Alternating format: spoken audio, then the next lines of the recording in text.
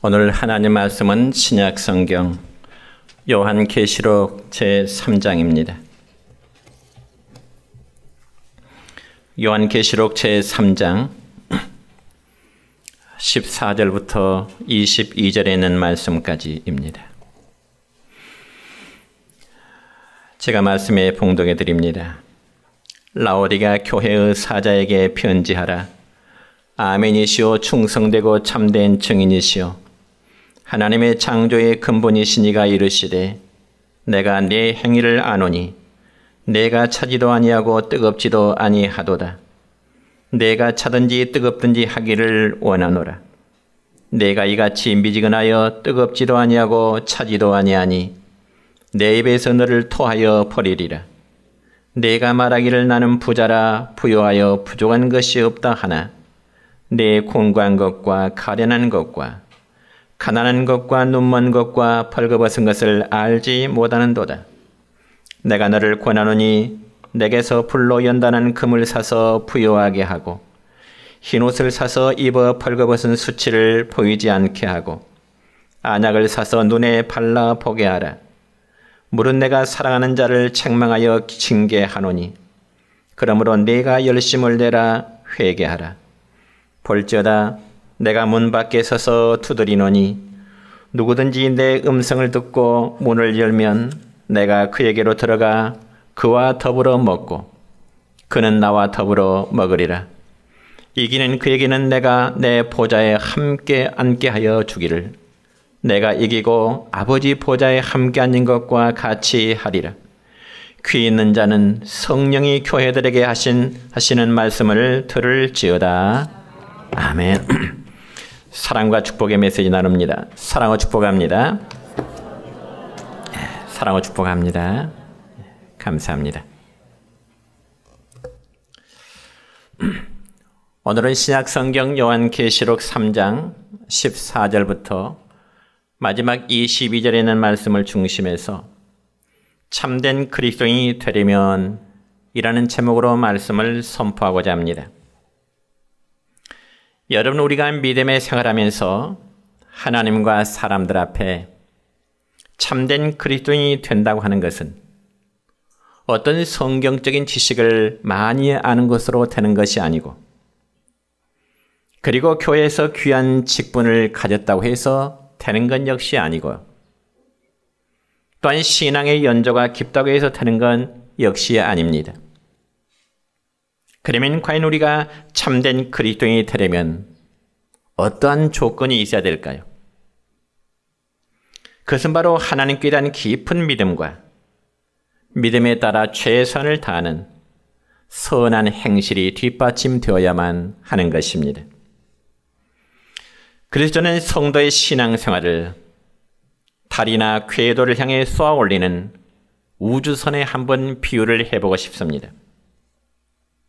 여러분, 우리는 가끔 우주센터에서 우주선을 쏘아 올리는 모습을 아마 TV에서 보신 경험이 있을 것입니다.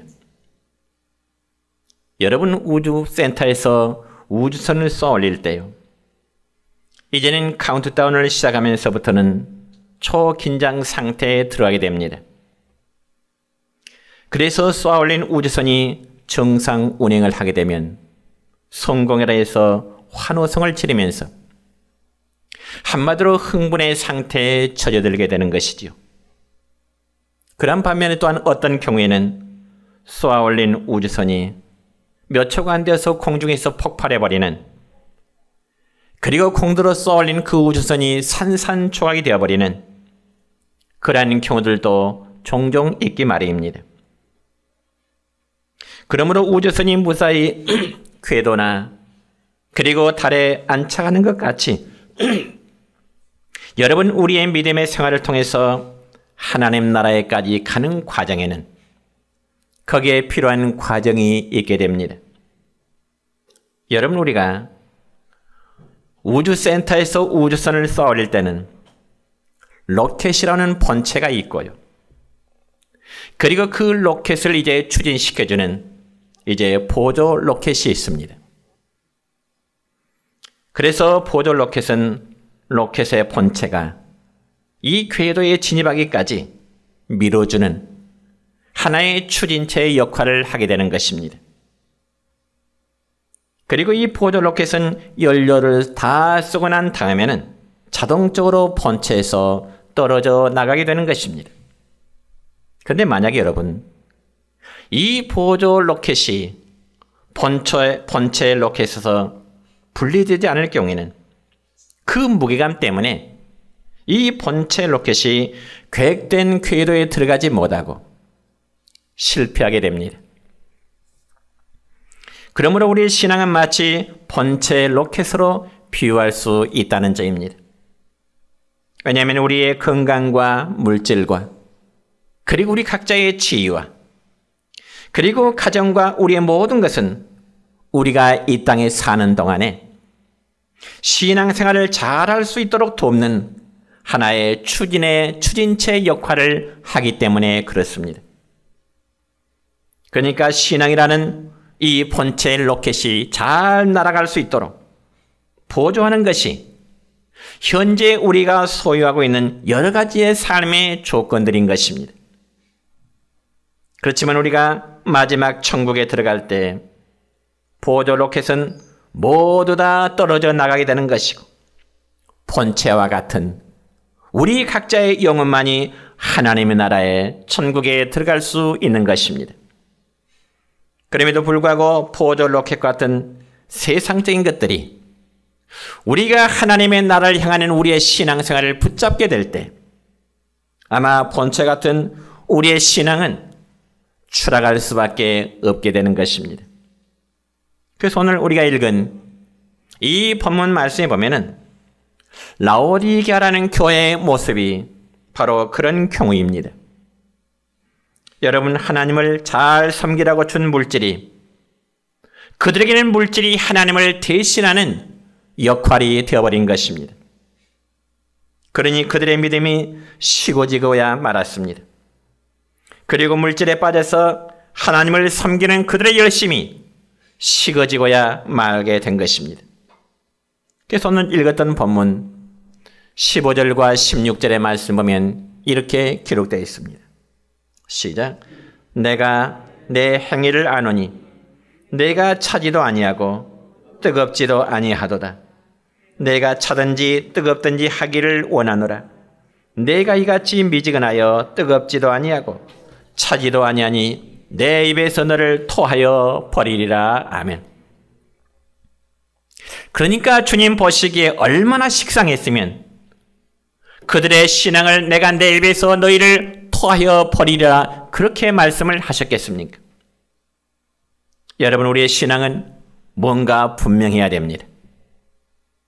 그런데 신앙의 경륜은 수십 년이 되었음에도 불구하고 항상 미지근한 모습만 보인다면, 항상 어린아이 같은 그런 신앙의 모습만 보인다면 우리 주님 보시기에 얼마나 답답하겠습니까? 오늘 읽은 본 말씀 가운데 라오디게아 교회 성도들의 모습이 그러했다는 것입니다. 여러분, 그들에게는 열정적으로 뜨거운 신앙도 아니었습니다. 그렇다고 해서 그들의 신앙을 포기한 건 역시 아니었습니다. 그러니 주님 보시기에 더더욱 답답할 수밖에 없었던 것입니다. 그래서 주님은 그들의 신앙 상태를 보시면서 너희들의 믿음이 뜨겁지도 아니하고 미지근하고 차지도 않으니 내 입에서 너희를 토하여 버리리라. 주님은 그렇게 말씀하신 겁니다. 그렇다면 주님께서 라오디게아 교회 성도들에게 하신 그 말씀은 오늘 우리 각자의 현실일 수도 있습니다. 물질이나 명예 그리고 세상적인 즐거움이 하나님을 대신해서 여러분의 마음을 자리 잡고 있다면, 그리고 그러한 조건들이 여러분의 각자의 믿음을 잘하지 못하게 한다면 여러분의 믿음은 천성을 향해서 나가는데 실패할 가능성이 많습니다. 그래서 이러한 신앙은 참된 그리스도인이 될 수 없을 뿐만 아니라 결국 하나님의 나라에도 이르지를 못할 것입니다. 그렇다면 과연 우리가 참된 그리스도인, 정말 하나님이 기뻐하시는 참된 성도의 삶을 살아가려면 우리의 과연 어떤 삶으로 살아가야 될까요? 첫째로 참된 그리스도인은 영적인 분별력이 있어야 되는 것입니다.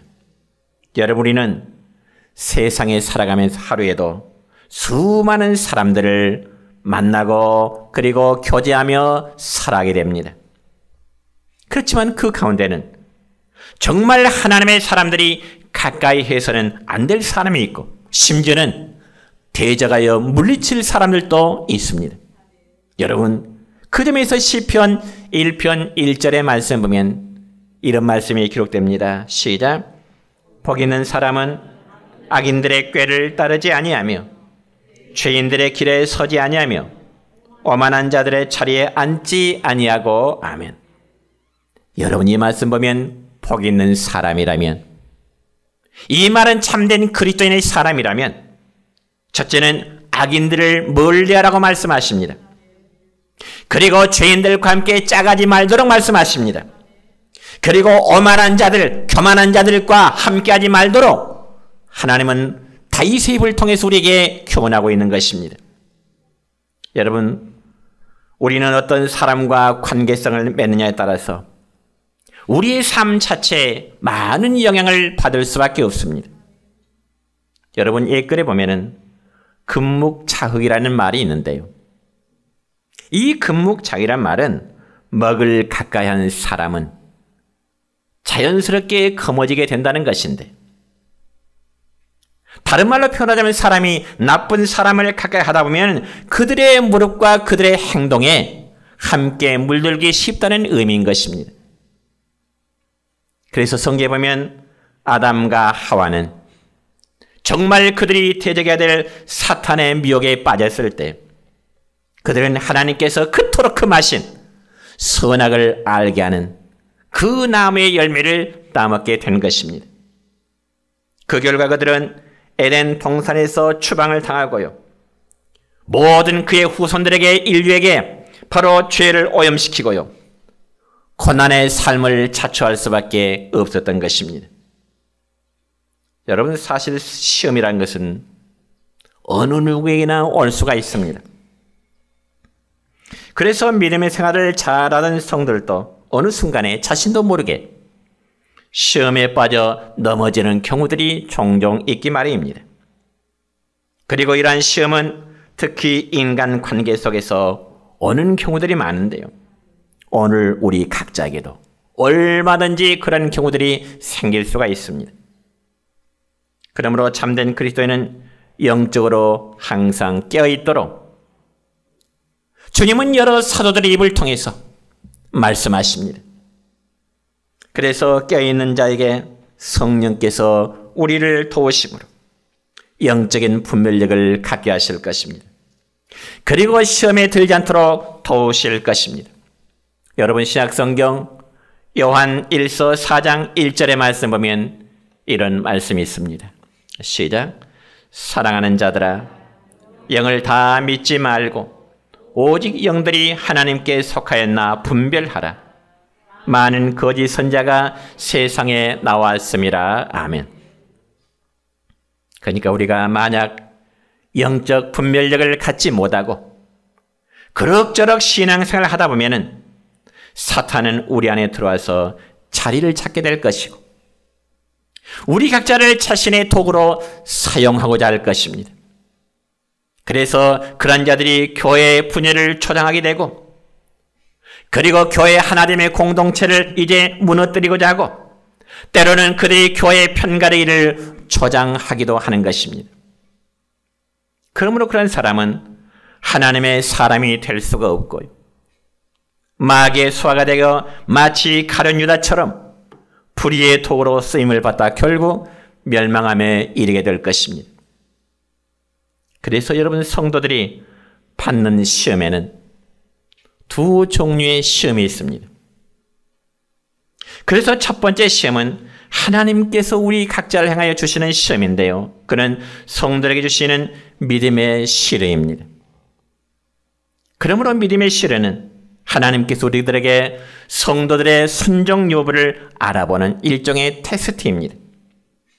그러므로 그 테스트를 통해서 우리의 신앙 성장과 우리를 연단하시고자 하신 것이 우리에게 시험을 주시는 하나님의 목적인 것입니다. 그리고 두 번째 시험은 마귀가 우리에게 주어지는 시험, 유혹, 미혹, 템테이션입니다. 유혹적인 시험입니다. 마귀가 우리에게 주는 시험은 바로 죄에 빠지도록 하는 것입니다. 그리고 성도로 하여금 범죄하여 넘어지도록 하는 것이 악한 사탄 마귀가 이 시대에 하나님을 섬기는 모든 성도들을 시험하는 목적이라 그 말입니다.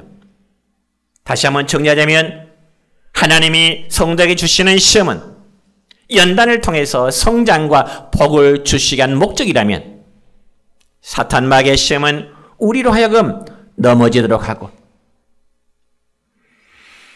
범죄하도록 하는 것이 마귀의 시험인 것입니다. 그렇기 때문에 여러분 성도는요, 항상 영적인 분별력을 가지고 아무튼 시험을 내가 받는다 할 때 이겨내야 되는 것이죠. 그래서 그 시험이 하나님이 주신 시험이라면 믿음의 연단을 통해서 큰 복을 주시고자 하시는 아버지의 뜻임을 알고 이겨내야 할 것이고, 또한 사탄 마귀가 주는 시험이라면 넘어지지 않도록 이겨내야 된다는 것이 우리를 향하신 아버지의 마음이심을 믿으시기를 축원합니다. 여러분, 우리 주님도 마태복음 4장에 보면은 공생애를 시작하면서 광야에서 금식 기도하시는데 기도하시는 가운데 마귀의 시험을 받으십니다. 그자 예수님은 어떻게 마귀의 시험을 이기셨을까요? 성경에 보니까 주님은 신명기에 있는 하나님의 말씀으로 마귀의 시험을 이겨내십니다. 그렇다면 오늘날 우리 모두도 마찬가지입니다. 성들의 마귀에 유혹된 시험에 빠지지 않기 위해서는 하나님의 말씀을 알아야 되고 하나님의 말씀을 믿으시기를 축원합니다. 왜냐하면 그것이 바로 성도들에게는 영적 무기이기 때문에 그렇습니다. 여러분, 예를 들어서 아무리 최신형 무기라 할지라도, 정말 성능이 좋은 무기라 할지라도 그 무기의 사용법을 알지 못한다면 어떨까요? 있으나 마나입니다. 그와 마찬가지로 우리의 믿음도 하나님의 말씀을 바로 알고 바로 믿어야 되는 것입니다. 그래야 우리에게 어떠한 시험이 온다 할지라도 다 능히 이겨낼 수 있을 줄로 믿습니다. 그래서 참된 그리스도는 영적 분별력을 가지고 내게 멀리할 자를 멀리해야 될 것이고 대적할 자를 대적하고 성령의 인도함을 받는 존귀한 여러분 되시기를 주님의 이름으로 축원합니다.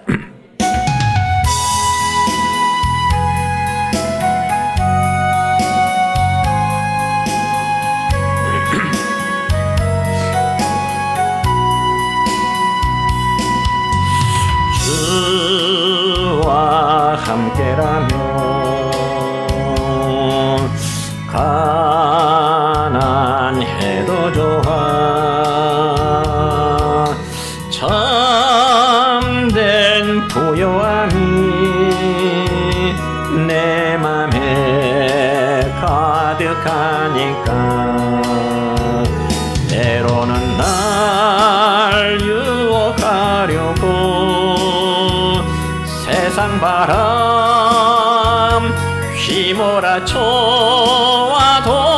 나는 결코 잊을 수 없어. 자비로운 주의 음성을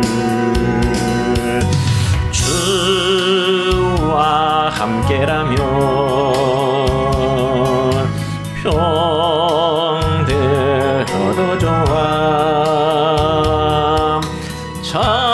참된 강건함이 내 맘에 가득하니까 때로는 날 넘어뜨리려 거친 파도 휘몰아쳐와도 나는 결코 결코 놓을 수 없어. 다사로운 주의 손길은.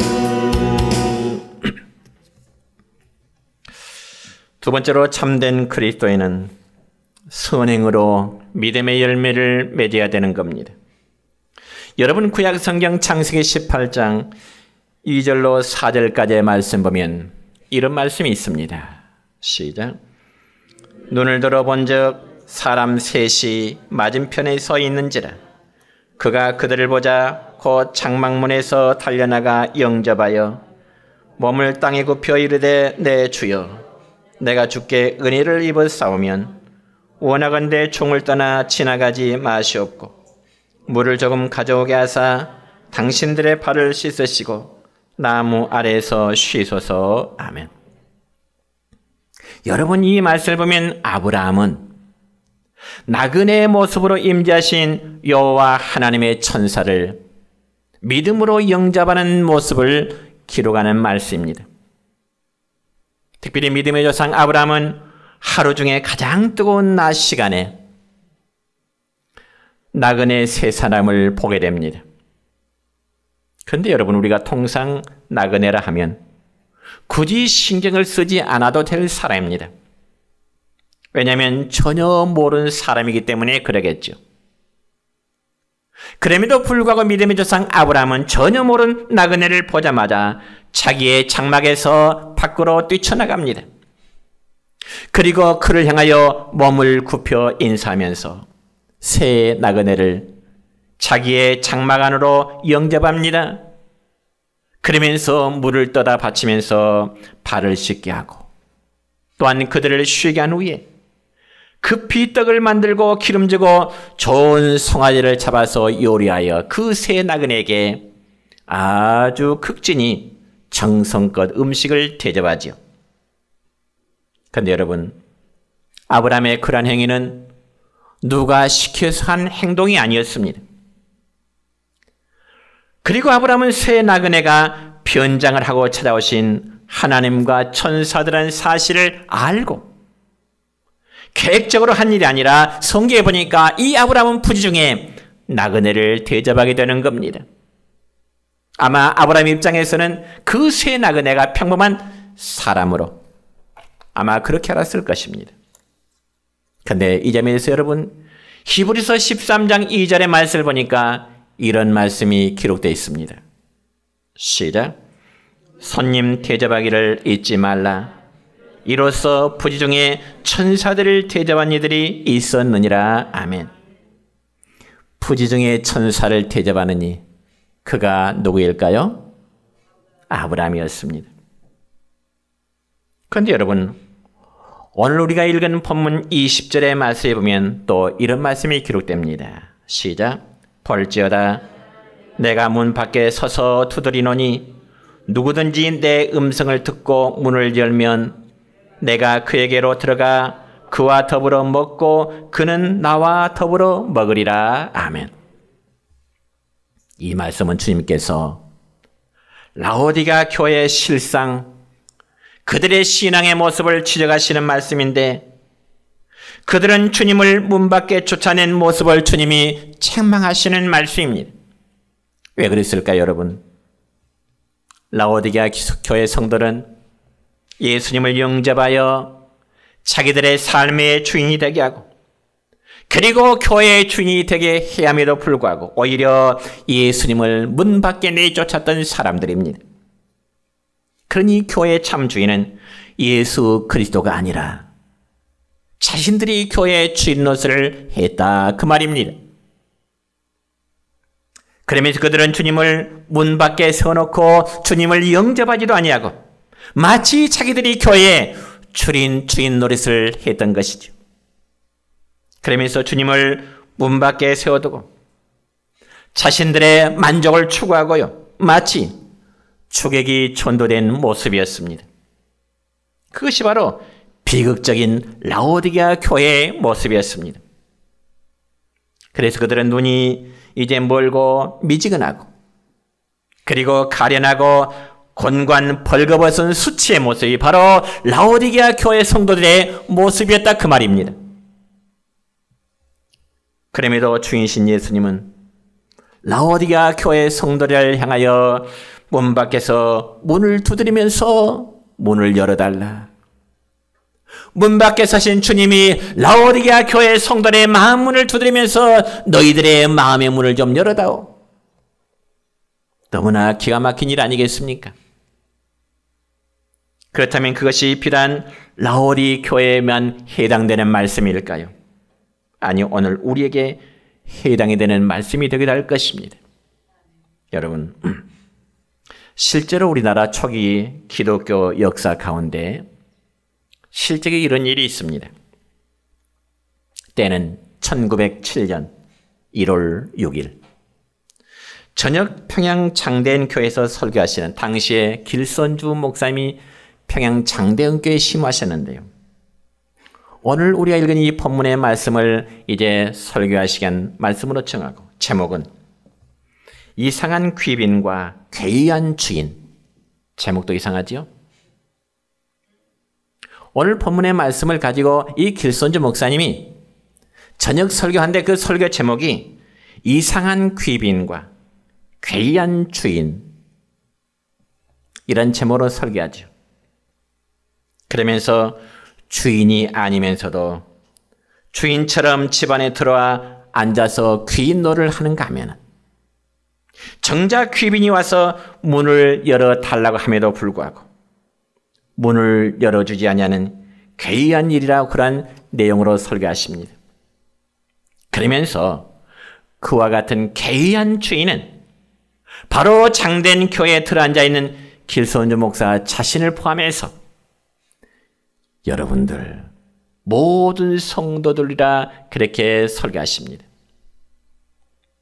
그러니까 문 밖에 서서 문을 열어달라고 호소하시는 주님의 말씀은 당시 장대현 교회에 모인 무려 2천여 명의 성도를 향하신 주님의 말씀이라는 것입니다.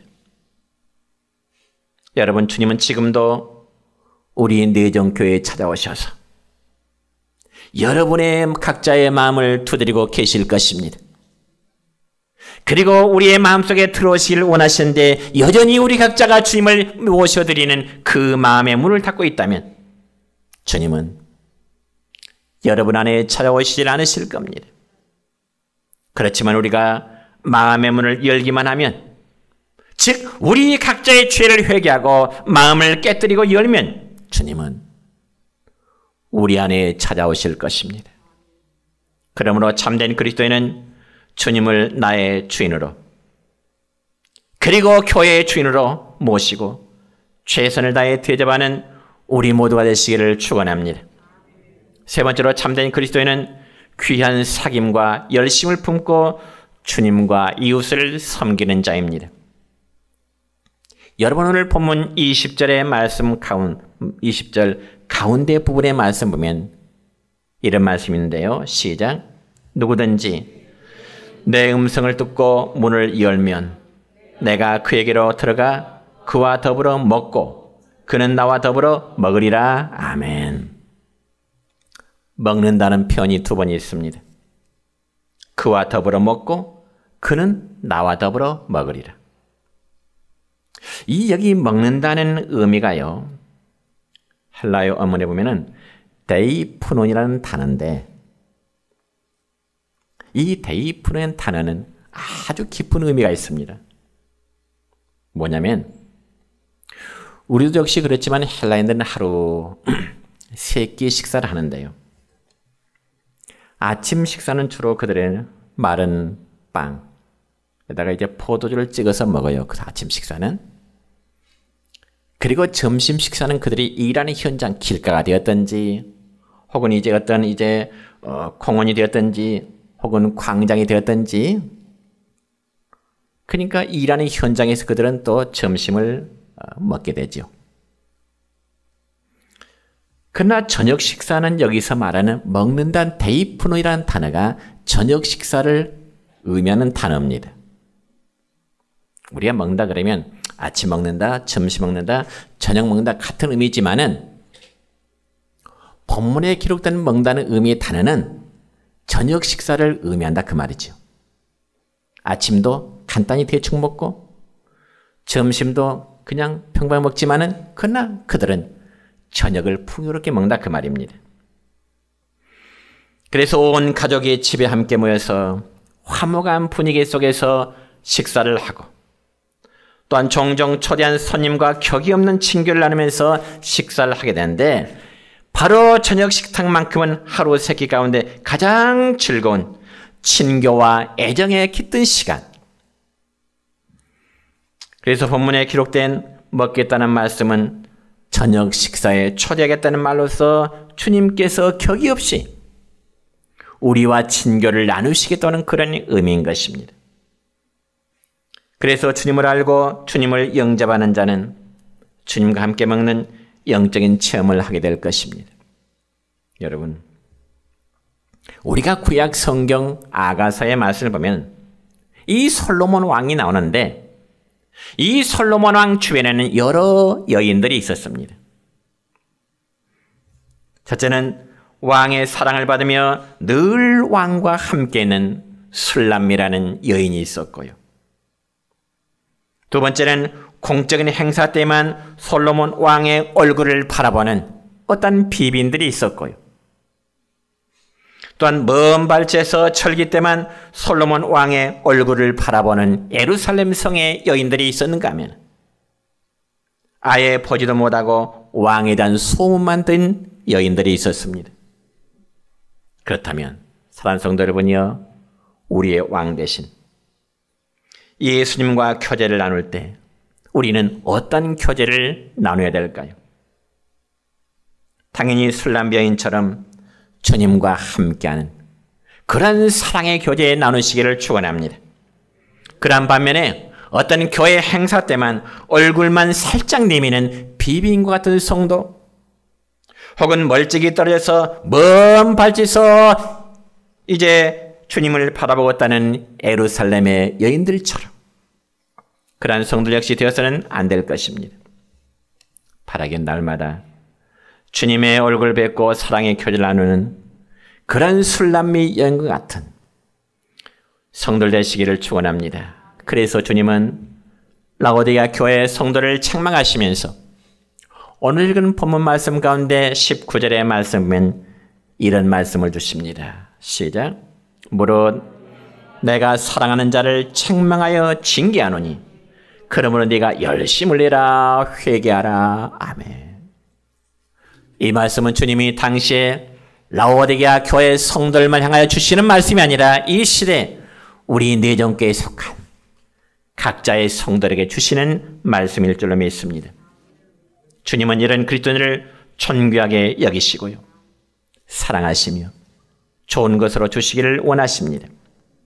그래서 실제로 아브라함으로부터 극진한 대접을 받은 새 나그네는 하나님의 천사였는데 그들은 아브라함의 선행에 대해서 창세기 18장 10절의 말씀을 보면 이런 축복의 메시지를 아브라함에게 주게 되지요. 시작. 그가 이르시되 내년 이맘때 내가 반드시 내게로 돌아오리니 내 아내 사라에게 아들이 있으리라 하시니 사라가 그 뒤 장막문에서 들었더라. 아멘. 그러니까 천사의 예고대로 아브라함은 노년에 이삭이라는 아들을 얻게 되고요, 그리고 후대 모든 사람들에게 믿음의 조상이라고 하는 영광스러운 이러한 칭호를 얻게 된 것입니다. 이제 말씀했습니다. 우리의 주인 되시는 주님을 잘 대접해 드리고 주님의 이름으로 이웃을 잘 섬기면 그 일이 부지중에 주님을 대접하는 것과 마찬가지가 될 것입니다. 그런 자에게 하나님은 놀라운 복을 약속하시고요, 주님과 아름다운 사귐을 가지면서 정말 열심히 품고 주님을 섬기는 참된 그리스도인 모두 다 되시기를 주님의 이름으로 축원합니다.